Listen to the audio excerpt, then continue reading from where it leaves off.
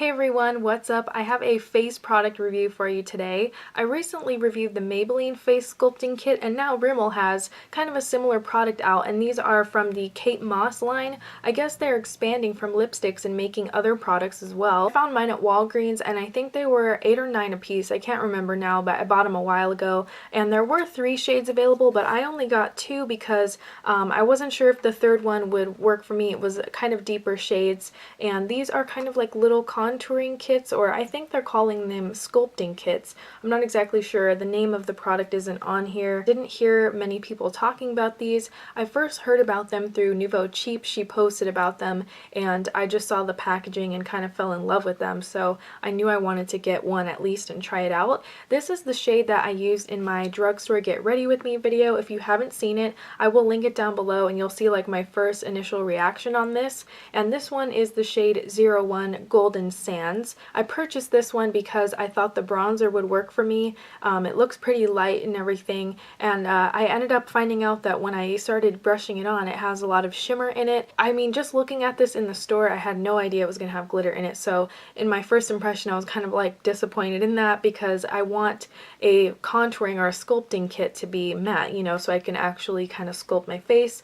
I mean, it doesn't, I'll show you guys a swatch of it. It doesn't come off as super glittery. It's not like intensely glittery, but it does show up as kind of shimmery, satiny looking on the skin. Can you guys see? It just has a subtle sheen to it. And the other thing, even though this is a very light shade, I find that this bronzer is just much too warm for my skin tone. It just kind of, it doesn't really sculpt the face. It kind of just adds a little bit of color.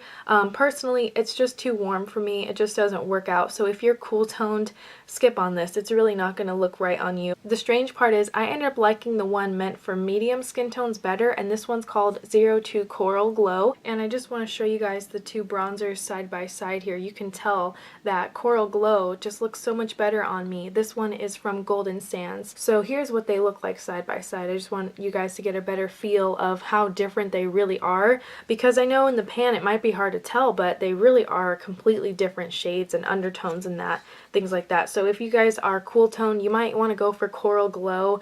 Even though the blush on this one is coral and it's warmer, I still think this will flatter cool skin tones better because of this powder. I don't really like the way that this looks on me. I just feel like this bronzer looks too orange on me, and I'm not going to demo this one today because I did demo this in my Get Ready With Me. So today I'm going to show you what Coral Glow looks like on my skin, because in the other video I use Golden Sand. So if you want to see that one, I will link that video down below, but today I'm just going to use a bit of Coral Glow.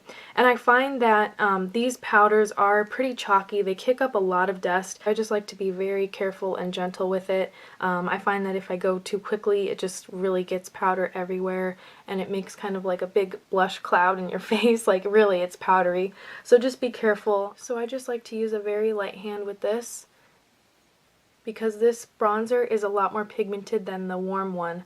The warm tone one I feel like is pretty weak. You really have to build it up for it to show up.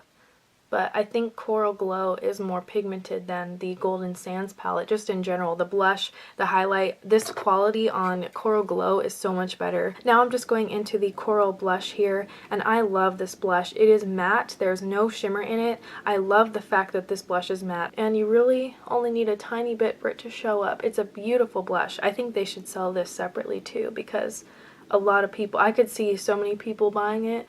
And now time for the highlight. I love the highlight powders in both of these palettes. They're both pigmented and nice quality. The highlight's the best thing about this palette. Honestly, it's amazing. I wish they sold it separately. I think people would go crazy for these highlights. Let me just show you. I barely put any on. It's so pigmented. This highlight is like making my day right here. Alright, so that's Coral Glow applied on my skin. I hope that kind of gave you guys a better idea of what it will look like on you. And I believe this will work for you if you have medium skin. I'll show you guys some swatches so you can see what it looks like kind of built up. I don't know if this will work for deep skin. Honestly, these are kind of powdery, so I feel like it's hard to layer them and really, really build them up. You are very deep. I don't know if this contour will work for you. I think the blush will, but the highlight for sure I think will look great on everyone.